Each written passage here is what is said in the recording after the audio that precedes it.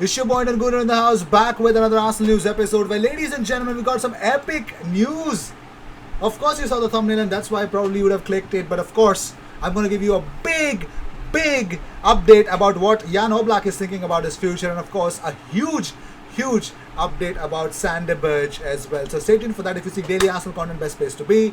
Consider subscribing as you always should. So moving on to the first news that we have for you guys is according to the information acquired by transfermarket.com, Arsenal and Everton target Sander Berge's release clause is probably significantly lower than the figure reported by Sky Sports. Now, Sky Sports said that if Arsenal or Everton want to sign him, £35 million is what they got to shell out, but that's not the case. According to the transfermarket.com, Sander Berge's release clause is only £25 million. Now, this news is actually coming from transfermarket.co.uk official Twitter account. So you gotta believe it when they actually come up with these kind of stuff. So Sky Sports, shame on you for reporting some such extra £10 million of release clause news. But here's the reality.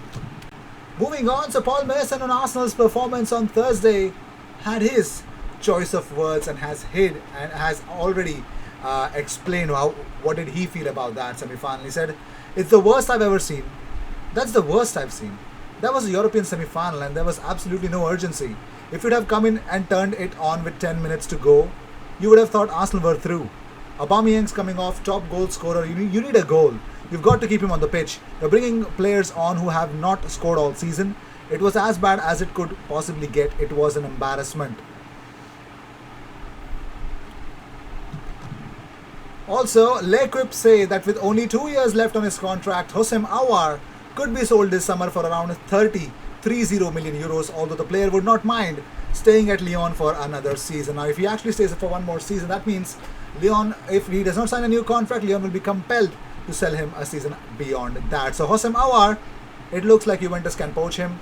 If Arsenal want, previously linked super strongly with Arsenal, just like how Thomas Partey's links were, but we all know what happened, right? We couldn't afford him at the last moment. So moving on, so here's Guardian's predicted lineups for tomorrow's game, Arsenal versus West Bromwich Albion. They believe is going to be Matt Ryan, Holding, Gabriel, Chambers, Tierney, Elneny, Ceballos, Willian, Smith-Rowe, Martinelli, and Nketiah, Diagne, Pereira, Robinson, Yokuslu, Gallagher, Townsend, Furlong, Ajayi, Bartley, O'Shea, and Johnston. We all know why Ainsley Maitland-Niles will not be playing, because for simple reasons. Same reason why Joe Willock did not play. Moving on, so sympathy for Mikel Arteta in short supply from Sam Allardyce. So Big Sam has already given his word of advice, or he was asked about it. He says, "Do I feel sorry for Mikel Arteta? No. We don't feel sorry for ourselves. We all feel the pressure. We all want to win. It's difficult when you experience it for the first time, and how he comes out of it will determine his career going forward. It's how good his backroom staff is now, how well he's lifted by what he or his staff believe in, and continuing to plow forward irrespective of what criticism he may be getting.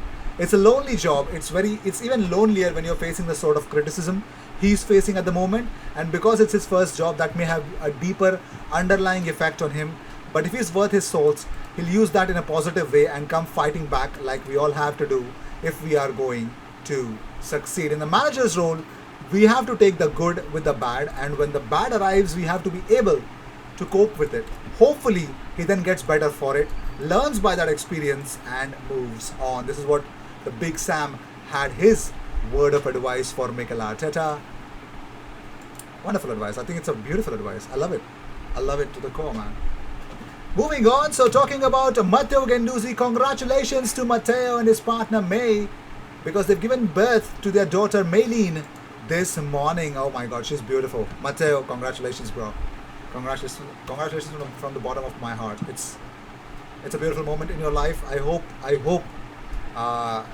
you get many more of these kind of happiness in your life, bro. Moving on, so leaked images for Arsenal's away kit are here. You do not have to buy. I'm just showing this to you because this is the news, alright? Don't buy it. Manufactured by Adidas, which could be released today to commemorate the 50th anniversary of the 1971 FA Cup victory of Arsenal. Now, if you talk about the kit, it's predominantly pale citrine. It is inspired by the 1971 and 1989 away shirts to be concrete, and like the latter, it features navy logos and trim, as well as dark red trim on the sleeve scuff. Instead of the current logo, it boasts the famous cannon.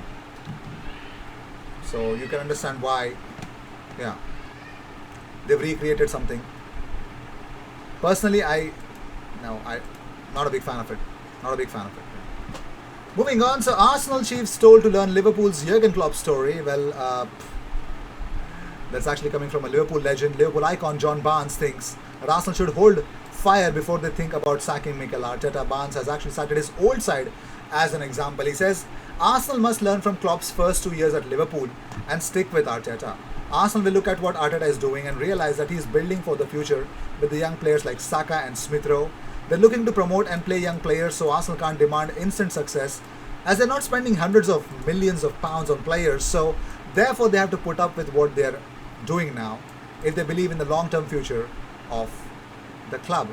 Now this is not what he just said. He also mentioned that it may take 2 or 3 years for Arsenal to get where they want to be with Arteta, but they have to put up with that and keep positive and support the manager like Liverpool did with Jurgen Klopp during his first 2 years, and Liverpool have benefited from that.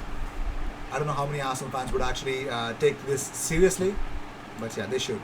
They really should, man. It's getting weird, absurd, and really, really frustrating now being an Arsenal fan.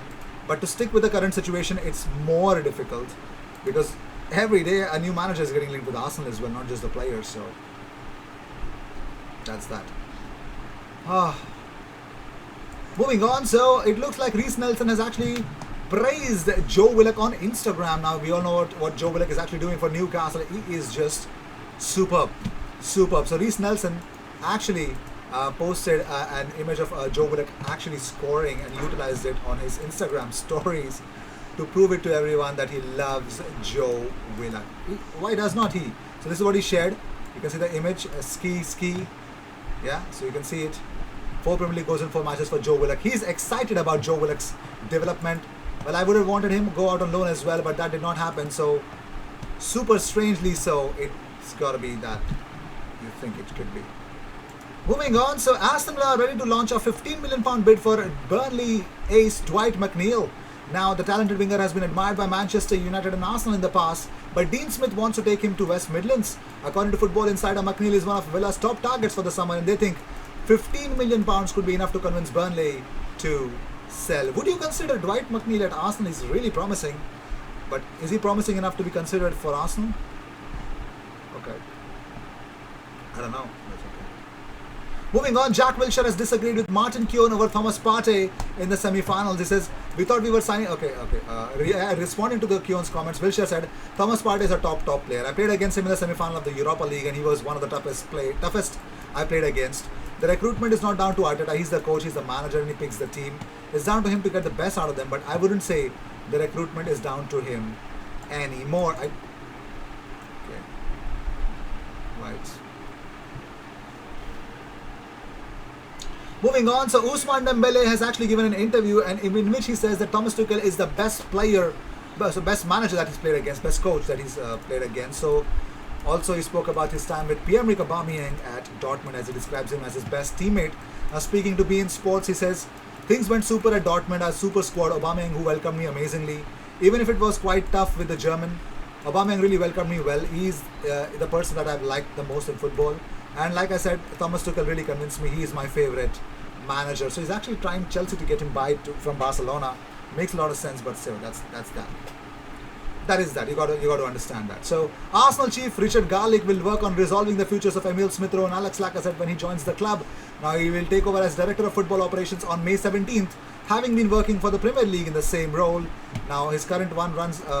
Emile Smith Rowe. We all know he's going to put pen to paper. But the big question is, Alex Lacazette, should he be given a new contract? That's the question. So talking about new contracts, here's a bigger update, bigger than any goddamn one at the moment. Jan Oblak is keen on the Premier League move. Yes, Atletico Madrid goalkeeper Jan Oblak is keen on a move to the Premier League according to ESPN.